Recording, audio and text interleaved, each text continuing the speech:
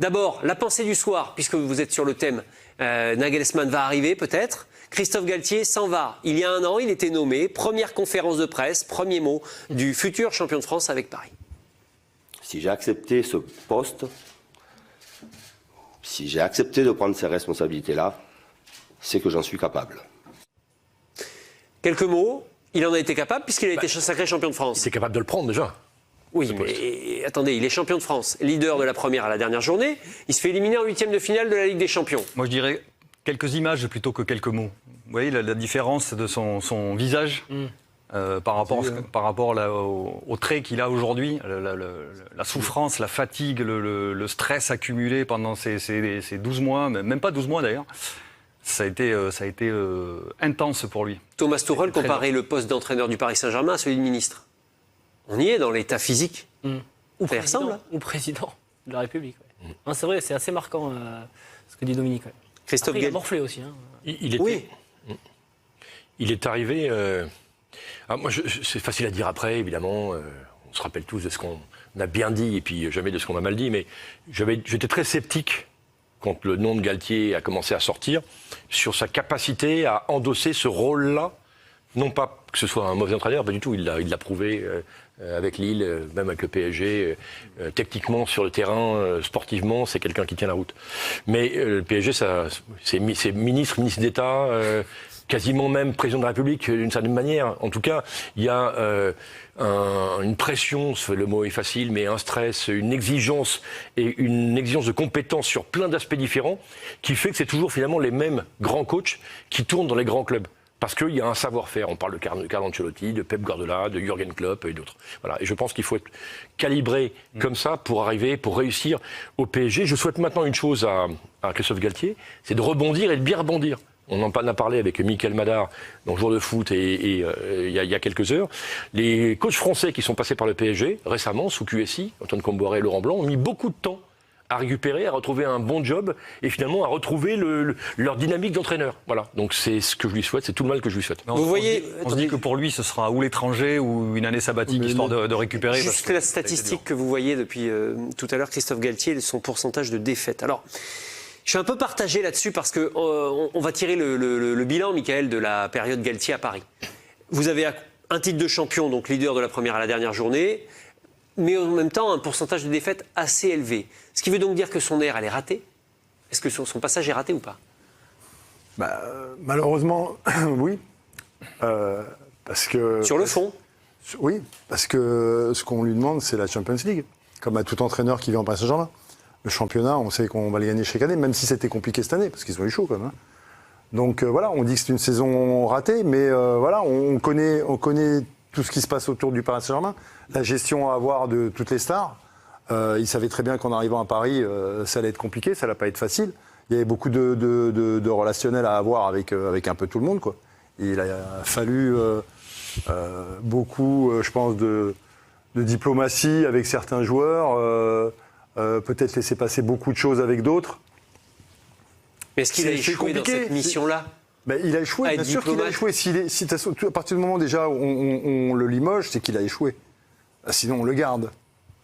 Non, c'est normal. Il a échoué dans son... Ça paraît logique, effectivement. Dans son obligation, c'est joli, logique. L'objectif, c'était la Champions League, mais on le sait que chaque année, c'est toujours la Champions League. Mais il y a un minimum à avoir dans la Champions League. Là, vous vous faites sortir par le Bayern, mais c'était une correction, quoi.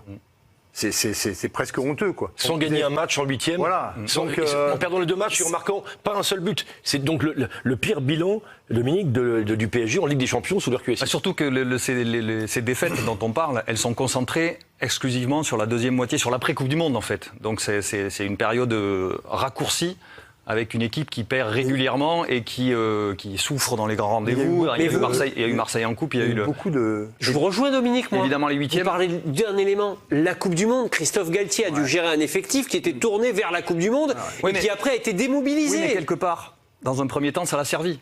Parce qu'il a eu des joueurs qui étaient mobilisés d'entrée, qui ont tout cassé dans les premiers mois de compétition. Après, franchement, ils sont partis sur des bases. Donc on s'est tous dit, on n'a jamais vu le Paris et le PSG à ce niveau. Si ça dure, c'est incroyable. Bon, ça a duré un mois et demi jusqu'à ce que la Ligue des Champions démarre. Après, ils ont eu une vitesse de croisière correcte jusqu'à la Coupe du Monde. Et ensuite, chacun ayant atteint ou pas ses objectifs avec la sélection, Là, il n'a pas réussi à récupérer le truc, en fait. C'est à partir de là que ça s'est joué pour lui. C'est pas que lui. Si vous Non, regardez c'est tout bien club, tous les championnats, toutes les grandes équipes, le Bayern a eu du mal. Le Bayern a eu du mal quand même. Oui, Ils ont eu oui, un oui, jury oui. de championnat. Pourquoi il y a beaucoup d'internationaux? City, non. Comment? City a quand même eu Arsenal qui a fait la différence, mais c'est le printemps qui a servi. Toutes les équipes avec beaucoup d'internationaux qui ont participé à cette Coupe du Monde, ça a peut-être quand même joué. Paris, ça a joué, on peut dire. Moi, j'ai la sensation que Galtier était condamné d'avance. Dès sa nomination, qu'il ne ferait pas plus d'une année. Moi, je suis assez d'accord avec ça, mais en même temps, il ne nous a pas donné en action les motifs de croire qu'il pouvait faire une deuxième saison, voire une troisième saison, comme a fait Laurent Blanc ou comme a fait un Unai Emery. Je suis pas d'accord. Moi, ce qui m'a dérangé déjà, c'était la différence qu'on voyait entre le championnat, où c'était facile pour eux, effectivement, il avait trouvé un schéma, où Messi et Neymar étaient bons, et la Ligue des Champions, où c'était beaucoup plus poussif. Et rappelez-vous quand même que ils ne sont pas premiers de leur groupe. Et ils ne sont pas premiers de leur groupe. Vous vous rappelez de cette scène incroyable où il y a le PSG qui joue contre la Juventus et Benfica contre Haïfa. Et Benfica, c'est exactement ce qu'ils doivent faire. Ils doivent marquer plein de buts. Et à la fin, le staff du PSG est surpris parce que Benfica a gagné 6-1 contre Haïfa et du coup, ils se retrouvent deuxième de groupe. Ça, c'est une faute pas sportive, c'est une faute technique dans l'approche et dans la connaissance de la compétition. Et c'est pas que Galtier, c'est tout son staff là qui est coupable. Ils n'ont pas été capables d'alerter leurs joueurs et de les garder sous influence. De battre Benfica en 2 matchs. En plus. Et avec des matchs finalement assez moyens contre la Juventus, etc. Et en gros, quand on prend son bilan, vous avez vu le pourcentage de défaites, oui, mais la vérité, c'est que c'est le seul entraîneur du PSG qui n'aura fait qu'une saison complète sur le banc parisien. Voilà. Emery a eu sa chance, Tourelle a eu sa chance, Ancelotti est parti, on sait pourquoi. Même Pochettino était resté une saison de plus. Voilà, pas lui. Et quelque part, c'était sans doute logique. Il a des circonstances atténuantes, mais voilà, quand c'est parti de travers, il n'a pas réussi à récupérer la situation pour une multitude de raisons, mais il était en responsabilité et c'était à lui de gérer ça, quoi. Julian Nagelsmann arrive, le jeune entraîneur allemand qui a pourtant été licencié pendant la saison par le Bayern Munich. Nagelsmann, ce n'est pas encore officiel, mais c'est le favori à l'heure actuelle. Qu'est-ce qui fait la différence? Pourquoi est-ce qu'un homme comme ça arrive? Quel est son réseau? Ça m'intéresse. Par quel agent il va arriver? Est-ce que c'est le réseau Luis Campos, par exemple? Non, je crois pas. Non, pour le coup, non, je crois pas. Donc il y a déjà une dimension politique à prendre en compte. Non, mais bien sûr. Clairement, ce qui est en train de se passer, c'est que l'année dernière, chose très rare, Doha et le Qatar ont laissé la main à Campos pour choisir l'entraîneur, ce qui était quasiment jamais arrivé ou presque. Comme ça s'est pas bien passé, je pense que la maison mère reprend la main sur le coach. Et du coup, on va se retrouver avec, encore une fois, différents pôles de décision. Et 2 joueurs qui arrivent, Asensio et Ugarte qui étaient à Paris hier. Donc vous avez un club qui recrute des joueurs, mais qui n'a pas d'entraîneur encore. Donc comment on joue? Donc encore une fois, le projet se construit à l'envers. C'est à croire que ce club Dès le 5 juin, vous savez rien. que la route à emprunter n'est pas bonne. Mickaël, vous partagez ce regard? Moi déjà, je trouve que c'est pas le bon profil pour Paris. Donc, Pourquoi? Le caractère? oui, parce que le problème, c'est que tu as une gestion d'ego dans un groupe où tu as que des stars et il n'a pas réussi. Il va y en avoir moins. Là. Ouais, il va y en avoir, mais il va y en avoir encore. Vous inquiétez pas, ils vont nous faire la surprise, comme d'habitude. Ils vont nous trouver quelqu'un. C'est pas impossible. Vous vous retrouvez donc avec des égos. Lui, il s'est retrouvé avec la même chose en Allemagne et il a eu des soucis. Il a eu des soucis avec ces joueurs-là, qu'avec ces joueurs-là. C'est pas avec les jeunes qu'il a eu des soucis, c'est vraiment qu'avec ces joueurs-là. Donc je vois pas comment ça peut bien se passer. Il a le droit, il n'a pas 40 ans, il a le droit d'apprendre de ses erreurs. Non, mais après, c'est important d'être légitime dans le vestiaire du PSG. Parce que vous avez des joueurs en face de vous qui sont costauds. Enfin, on verra le profil de l'effectif. C'est pour ça, c'est manque de légitimité. Et c'est compliqué. Christophe Galtier en a souffert, je pense, à un moment, de se retrouver face à des joueurs beaucoup plus grands que lui. Donc c'est pas facile de leur faire passer certains messages. Donc c'est important d'avoir un entraîneur de stature. Si on a su que Ramos partait, si Neymar part, donc même s'il est sous contrat, les monuments du PSG, les joueurs dont Dominique parle, qui sont capables de dire à l'entraîneur, écoute, t'es pas légitime, t'as rien gagné, on ne te connaît pas, on ne parle pas. Là, il y en aura moins, du coup, forcément. Et Nagelsmann est quand même capable, au niveau du jeu, d'apporter quelque chose d'un peu électrisant, comme Tourelle l'a fait au départ. Le problème de Tourelle, c'est que très vite, il s'est heurté aux mêmes réalités politiques, avec une direction sportive et une direction générale qui voulait l'inverse de ce que lui voulait, et il a commencé à ruer dans les brancards. C'est ce qui s'est passé avec Nagelsmann. Là, vous nous parlez d'un changement de stratégie, et alors que Nagelsmann arrive par une décision du patron directement, du c'est comme Tourelle, c'est une promesse. La promesse de quelqu'un qui peut aller Donc loin. là, on aura un PSG sans Donc star. ça peut pas aller. Non. Avec moins de stars. Mais donc ça Vous pensez que ça peut coller au projet? Nicolas, Avec ça ne un peut peu pas moins de aller. stars. Un peu moins de stars. Mais il y aura moins oui. de stars, mais déjà quand c'est pas le Le directeur. marché des transferts n'est pas encore Déjà, ouvert. quand hein. c'est pas le directeur sportif qui décide de l'entraîneur, déjà c'est un problème. Parce qu'automatiquement, le directeur sportif, il va pas spécialement être d'accord avec l'entraîneur. Sur le recrutement, il va lui proposer des joueurs. Ils vont pas être d'accord. L'entraîneur va lui proposer des joueurs et vice-versa. Oui, mais Campos a D'accord. proposé Galtier, et ça n'a pas été concluant. Oui, mais bon, ça peut arriver. C'est pas parce que le directeur sportif a choisi un entraîneur que ça va marcher tout le temps. Des fois ça marche, des fois ça ne marche pas. Mais là, vous passez en fin de compte, vous sautez l'étape du directeur sportif. Vous passez directement à l'entraîneur du propriétaire.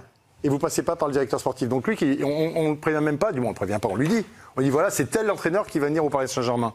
On en revient toujours au même problème à Paris. C'est compliqué. Le mode de gouvernance C'est du, ça, du bien club. sûr. Vous pouvez mettre un qui problème. vous voulez au poste Comme que vous voulez. Comme Denis disait, on choisit des joueurs, on n'a même pas l'entraîneur. C'est exactement pareil, c'est le même processus. Nagelsmann n'est pas encore officiellement là. Non, mais même si c'est un autre, vous avez déjà des joueurs qui arrivent alors qu'il n'y a pas de coach. Même avec un autre entraîneur, il y aura ce problème. Il n'aura pas choisi ses joueurs. En fait, Sauf si Luis Campos choisit vraiment l'entraîneur et qu'il a choisi les joueurs. Et là, ce sera le directeur sportif qui fera le lien. Pourquoi on s'est amusé à regarder quels étaient les premiers noms qui sortent du chapeau, Asensio et Ugarte notamment, pour renforcer l'équipe du PSG. C'est Mendes, très proche de Campos. Mendes, il a déjà au sein du PSG, parmi ses poulains, Vitinha, Danilo et j'en ai oublié un. Donc ça ferait 5 joueurs, voire même 6 si un Bernardo Silva arrive. Donc ça fait encore une fois beaucoup parce que c'est un pouvoir de plus. Or, on est tous d'accord, je pense là pour le coup, dans un grand club, le Real Madrid est un cas à part où l'entraîneur il est là pour faire jouer les stars, mais Ancelotti sait faire. Dans un grand club, tu as un manager qui a les pleins pouvoirs, c'est pyramidal, il décide de tout, du recrutement, de la couleur des chaussettes s'il veut, et c'est lui qui mène la politique sportive, et c'est comme ça que les Anglais et les autres sont grands. City. Voilà, c'est comme ça que les autres sont grands, et c'est comme ça que nous sommes petits, les Français, qui n'en ont gagné que 2 Coupes d'Europe en 67 ans. Le PSG n'a pas encore officialisé l'arrivée de Julian Nagelsmann.